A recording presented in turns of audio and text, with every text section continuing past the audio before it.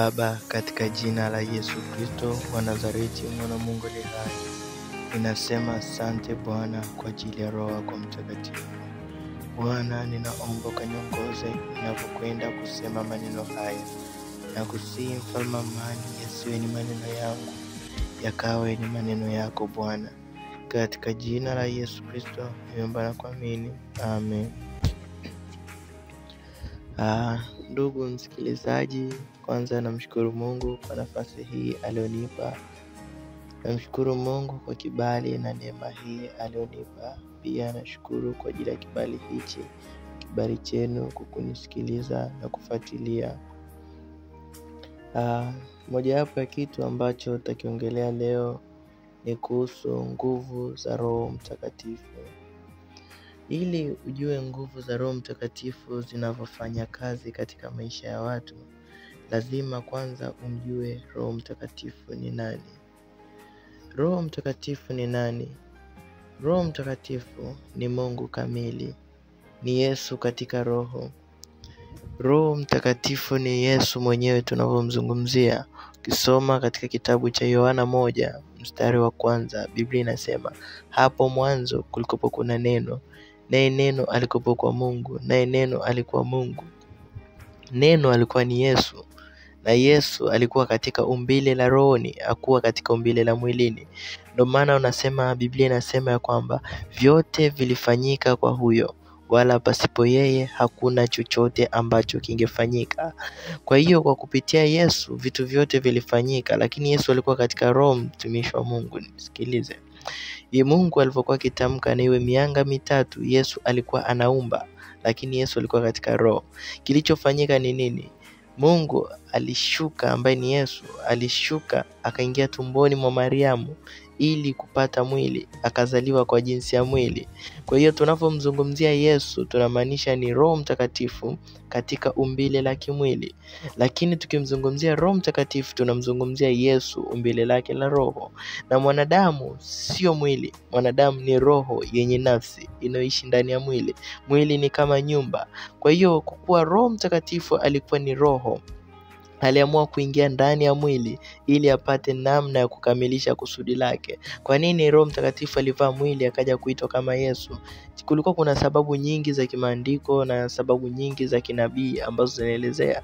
Sababu mojawapo ilikuwa ni kwamba Yesu Kristo ilibidi damu yake imwagike msalabani ili ilete ukombozi na msamaha ya dhambi. Ndio maana alitumia mwili, maana roho isingemwaga damu. Ndio kwanza roho haifi. Bwana asifiwe. Kwa hiyo huyu ndiye Roho Mtakatifu. Roho Mtakatifu tukimzungumzia, ukisoma pia katika Mwanzo 1:2, Biblia inasema Roho wa Mungu alitulia juu ya vilindi vya maji.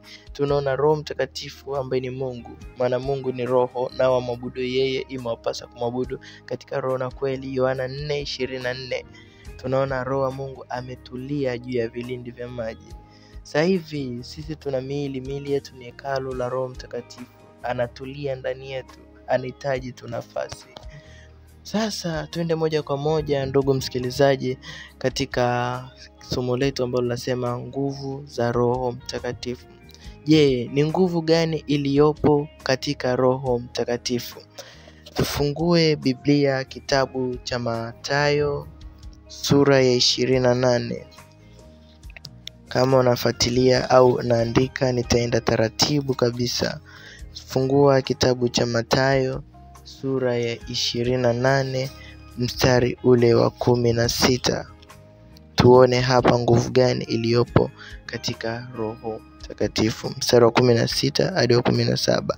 Mathayo Mtakatifu 28:16. Neno la Mungu linasema, na wale wanafunzi 11 wakaenda Galilaya mpaka mlima ule aliowaagiza Yesu.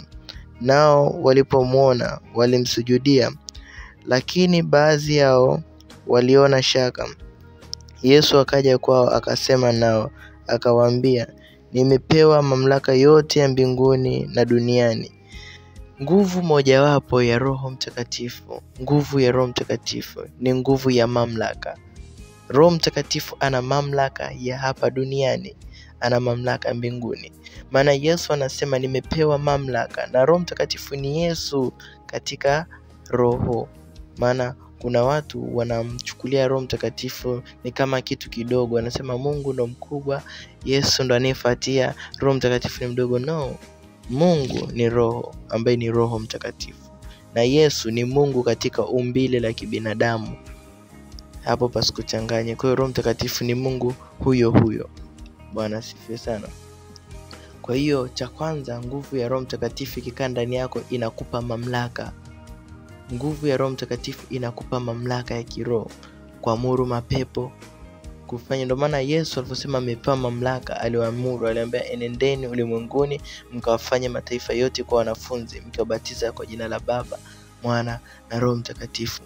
Vile vile tuangalie katika kitabu cha Matendo ya Mitume. Pia Matendo ya Mitume ni kitabu ambacho kinaonyesha Roho Mtakatifu mambo mengi aliyoyafanya, lakini sisi leo tutasoma kama introduction. Tukipata muda zaidi tutazidi kusoma zaidi na zaidi.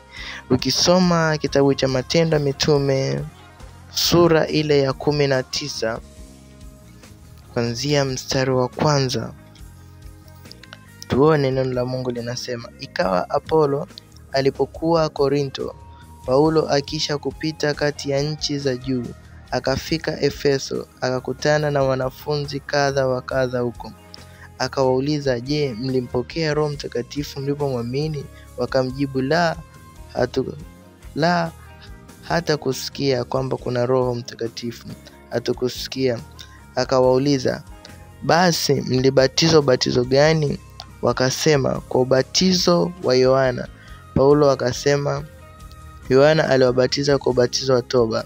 Akawaambia, watu wanamwamini yeye atakayekuja nyuma yake, yani Yesu. Aliposikia haya, wakabatiza kwa jina la Bwana Yesu Kristo.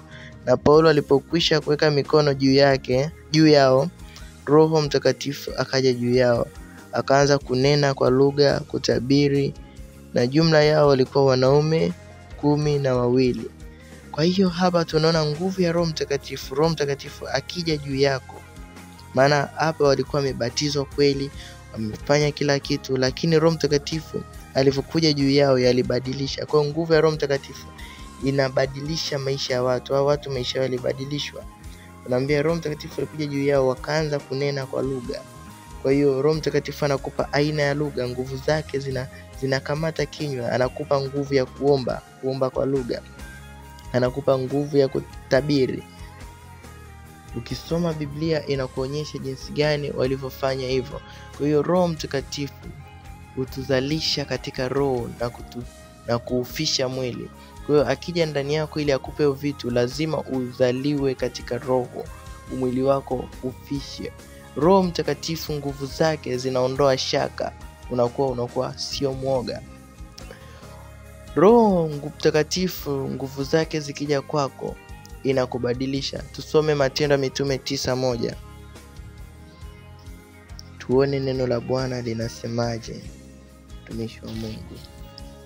Matendo ya Mitume 9:1. Neno la Mungu linasema, lakini Sauli alizidi kutisha, kukwaza, kuwaua wanafunzi wa Bwana. Akamwendea kuhani mkuu, akataka ampe barua za kwenda Dameski zilizoandikwa kwa masinagogi, ili akiona watu wa njia hii, waume kwa wake, awafunge na kuwaweka na kuwaleta Yerusalemu. Hata alipokuwa akisafiri, ikawa anakaribia Dameski, ghafla ikamwangaza kote nuru kutoka mbinguni. Akaanguka chini, akasikia sauti ikimwambia, Sauli, Sauli, mbona waniudhi? Akasema, nani wewe Bwana? Naye akasema, mimi ndimi Yesu unayeniudhi wewe. Lakini simama uingie mjini, nawe utaambiwa ya kupasayo kuyatenda. Kwa hiyo hapa tunaona Paulo alikuwa ni mtu anayeua watu wa Mungu. Kipindi hicho alikuwa anaitwa Sauli. anaua watu wa Mungu, lakini alipokutana na Yesu, ile nguvu ya Mungu ilimbadilisha maisha yake. Na ndiyo aliandika vitabu vingi sana, karibia nusu ya Agano Jipya. Wanasifiwe sana. Tunaona nguvu ya Roho Mtakatifu, ukikaa naye unafanana naye, mfano kuongea, kutembea. Ukisoma Mathayo 26 kuanzia 69 hadi 73, tunaona Petro alikuwa anaongea kama Yesu, anafanana na Yesu. Pia Roho Mtakatifu akiwa kwako unakuwa ni shahidi yake, lazima ushuhudie. Kwa hiyo kuna nguvu katika Roho Mtakatifu, mpendwa katika Bwana. Unaweza ukaniuliza, mtumishi wa Mungu, mimi ni shauku yangu, ni kiu yangu kuwa na nguvu za Roho Mtakatifu. Nawezaje kufanyaje kuwa na Roho Mtakatifu? Cha kwanza kabisa, sikiliza kwa makini. Roho Mtakatifu sio nguvu, bali nguvu ni sehemu ndogo sana ya Roho Mtakatifu. Maana Roho Mtakatifu ndo chanzo cha hiyo nguvu. Ukiwa unahitaji nguvu za Roho Mtakatifu, watu wengi huwa wanahitaji nguvu za Roho Mtakatifu, lakini hawamhitaji huyu Roho Mtakatifu. Na Roho Mtakatifu ukimhitaji akija katika maisha yako, yeye ndo amebeba package ya nguvu. Na Roho Mtakatifu yupo kila mahali, hata hapo ulipo unaponisikiliza, kuna nguvu za Roho Mtakatifu zipo. Akija kwako anakubadilisha maisha yako. Yamkini umeteseka na nguvu za giza kwa muda mrefu, maana nguvu za Roho Mtakatifu zinapokuja katika maisha yako, huwa nguvu za giza zinaondoka na vifungo. Naona hata hapa zimeshuka. Funika macho yako hapo ulipo, na nguvu za Roho Mtakatifu. Roho Mtakatifu,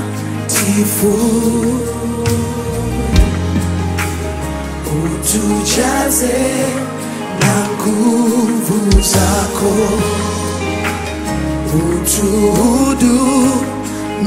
utuhudumie, uyaguse maisha yetu. Roho Mtakatifu, utujaze na nguvu, utujaze na nguvu zako, utuhudumie, uyaguse maisha yetu. Mito ya maji inyeshe sasa, mito ya maji inyeshe sasa, mito ya maji inyeshe sasa, mito ya maji inyeshe sasa, mito ya maji inyeshe sasa, mito ya maji inyeshe sasa. Haleluya, haleluya. Una kiu na Roho Mtakatifu, najua umejazwa, but you need more. Nyanyua tu mikono yako juu, nyanyua mikono yako juu tu.